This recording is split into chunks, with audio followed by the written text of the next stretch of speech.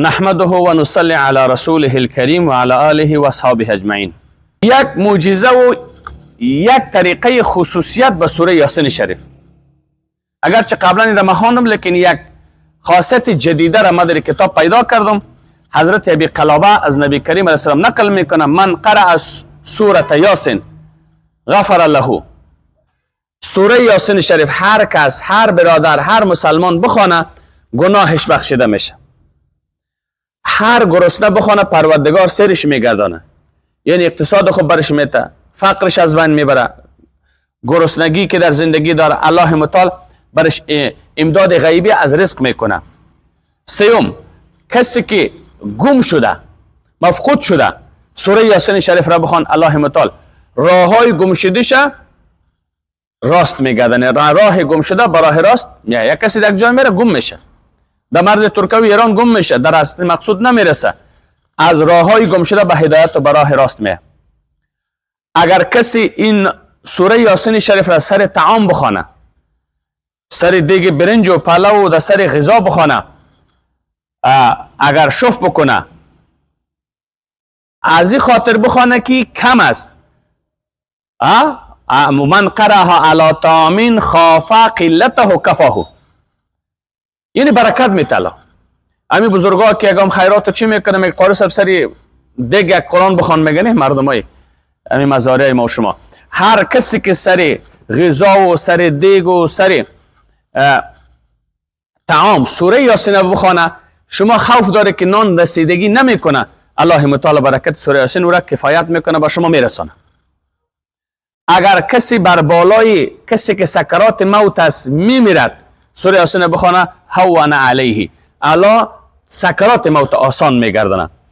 اگر کسی که خانومی که وضع حملش سخت میشه، نگران است مادر از درد زایمان، چه میکنه؟ یسر علیها، الله آسان میگردانه، با وضع حملش کفایت میکنه. اگر کسی که سوره یاسین شریف را بخونه گویا اینکه قرآن کریم 11 مرتبه ختم کرده باشه، یک دفعه سوره یاسین شریف بخوان به اندازه ثواب 11 مرتبه ختم قرآن زمشان الله به تو ثواب میته. بنابراین لیکن علما گفتن چند ویژگی داشته سوره یاسین شریف. یک، کسی بخونه گناهش بخشیده میشه. دو، هر گرسنه و بی برکت در زندگی کسی داشته باشه الله سیر میگردونه با برکت میکنه. سیوم، هر کسی که راه را گم کرده بخونه الله راه را برش نشان میده. چهارم، هر کس که چیزش گم شده الله متعال با برکت این سوره چیزهای اجناس گم شدگیش پیدا میکنه. پنج، هر کس بر بالای طعامی بخونه الله به طعام برکت میده. ششم، هر کسی که بر بالای مرده بخونه الله متعال سکرات موت برش آسان میکنه، نه کسی که احتضار مرگ است. هر کسی که بر بالای زنی که حملش دیر میشه سخت میشه بخونه ششم.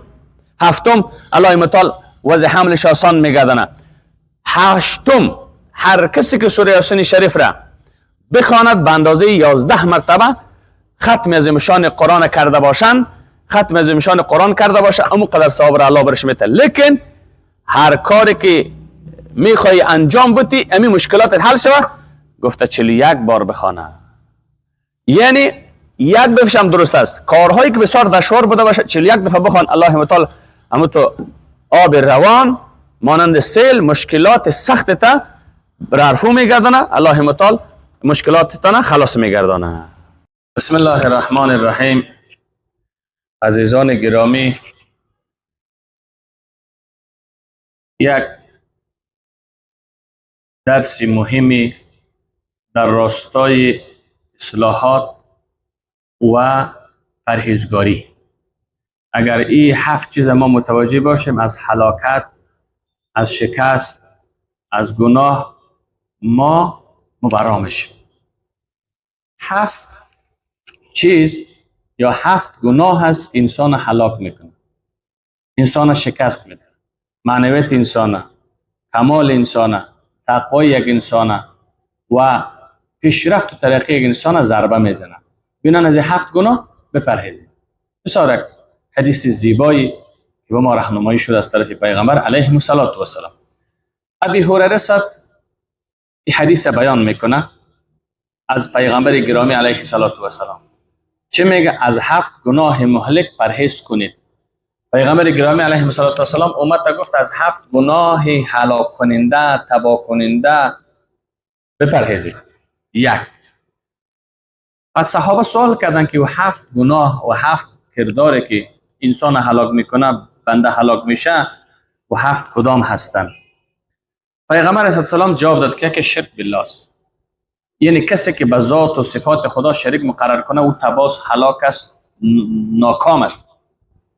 دوم، کسی که سحر و جادو میکنه، جادوگر خودش در بدر است و کسی که پیش جادوگر رفته جادوگری را از او یاد میگیره یا جادوگری میکنه کسی را، انسان ساحر، انسان جادوگر، کسی که پیش جادوگر میره عجزی تباه است.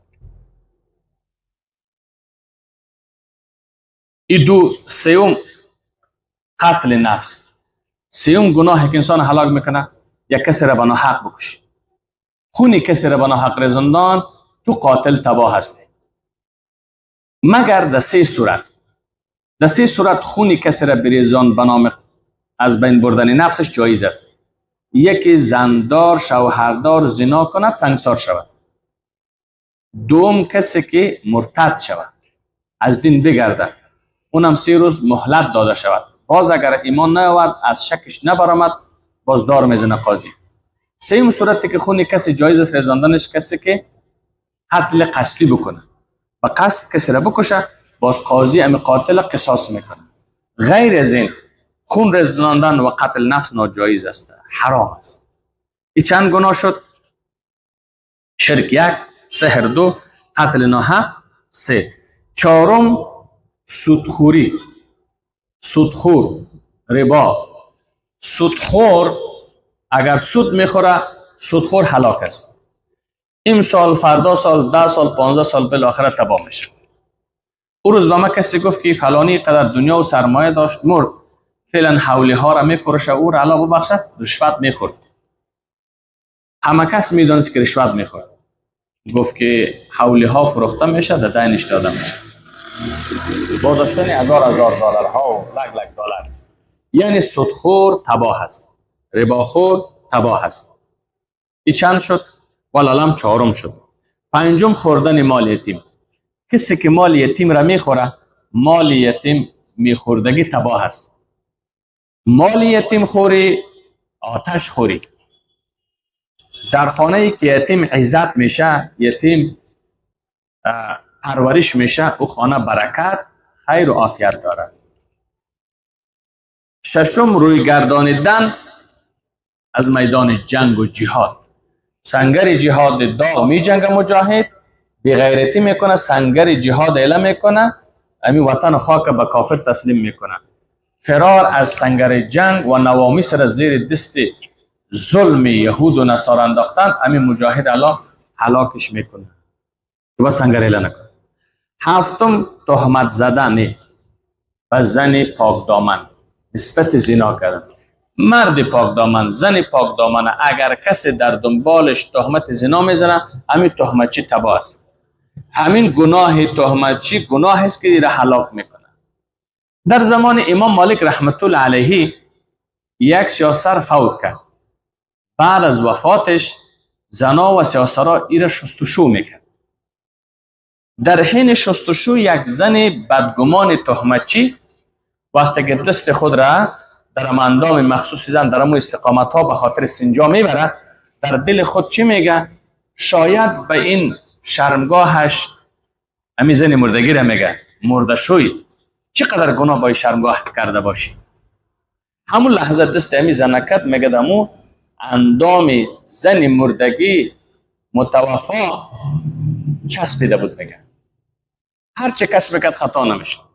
قضیه به امام مالک رحمت الله علیه رفت. امام مالک آمد قضیه را بررسی کرد، گفت این زنکه مرده شوی تهمت کرده.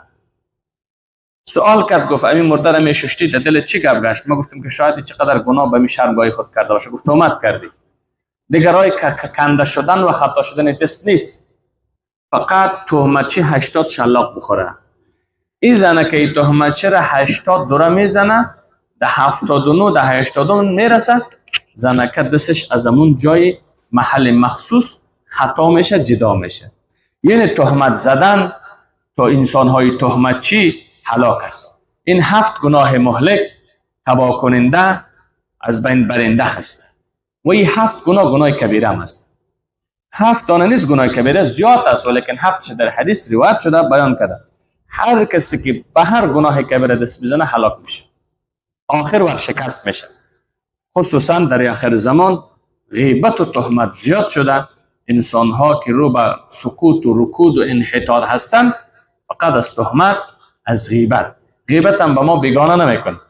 همون رفقا، همون دوستا، همون عزیزان، همون اقربا، همون همسنفی ها، همون هم مسلک ها غیبت میکنه. پس امی است که امروز زندگی ما رو به انحطاط و شکست است. از جمله است که ما از این 7 گناه کبیره باید دست بگیریم، از شکست، از ناکامی مأمون و محفوظ و در امان باشیم.